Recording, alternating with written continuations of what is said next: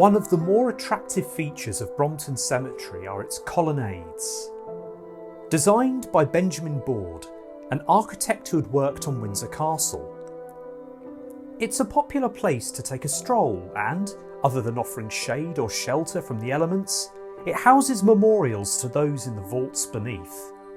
Many have sadly been lost due to vandalism or the passage of time.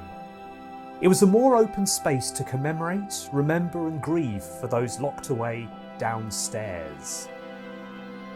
But the colonnades, however, remain silent on a curiosity concealed beneath, namely, one of the biggest coffins I have ever seen.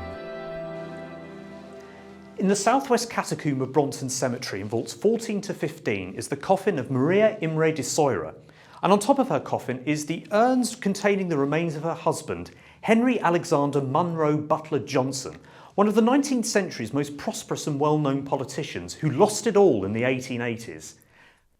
Henry was the only surviving son of politician Henry Butler-Johnstone and his wife Isabella Munro. He was educated at Eton and counted the Prince of Wales, latterly Edward VII, as a schoolmate of his, and went on to study at Christ Church, Oxford. Following in the footsteps of his father, he represented Canterbury as an MP shortly after he graduated, and held this constituency until 1878. As a Conservative MP, his party weren't overly fond of him, chiefly for his views on the Irish Church.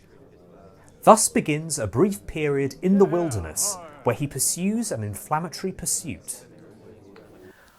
Around about this time, he also invests all his money. He was one of London's richest men, to the Turks, in aid of raising money for their war against Russia by flogging his own personal collection of Turner paintings to the National Gallery, as well as most of his other wealth and estates. This did him no favours in the eyes of his former colleagues, and it also essentially bankrupted him. You can actually see some of the Turner artworks he once owned. This piece, The Northampton Election, 6th of December 1830, is held at the Tate Britain in London. To try and regain some of his former prestige, he made a return to politics, where he tried to return to his old seat as an independent candidate. He came fourth in the polling and, wanting to exact revenge at this loss, then leaked to the press that the winner, and many other politicians of the time, bribed the electorate, which then uncovered a huge corruption scandal. Ostracised, he moved to France and became a journalist, although in a much reduced circumstance. He passes away from heart disease on Rue Castiglione in Paris in October 1902, while he was returning to the Hotel Continental where he had been staying. Echoing some of the other histories that we've seen in the catacombs, Henry's resting place was far from final. After his cremation in Paris, his ashes were kept at St. Ouen Cemetery near Montmartre, before being placed on the coffin of his first wife in 1909, presumably by his second wife, who doesn't appear to be buried here. There's a lot to unpack, the second wife placing her husband's remains on that of her predecessor. But then also, for such a large coffin, there's virtually nothing about his first wife in the archives. The only thing I can find is that she was the Countess of Soyres and born in 1851.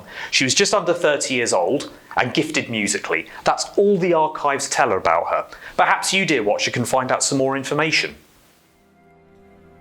Henry also has the honour of being the second to last person to be placed into the catacombs, although not in a lead-lined coffin like many of his neighbours.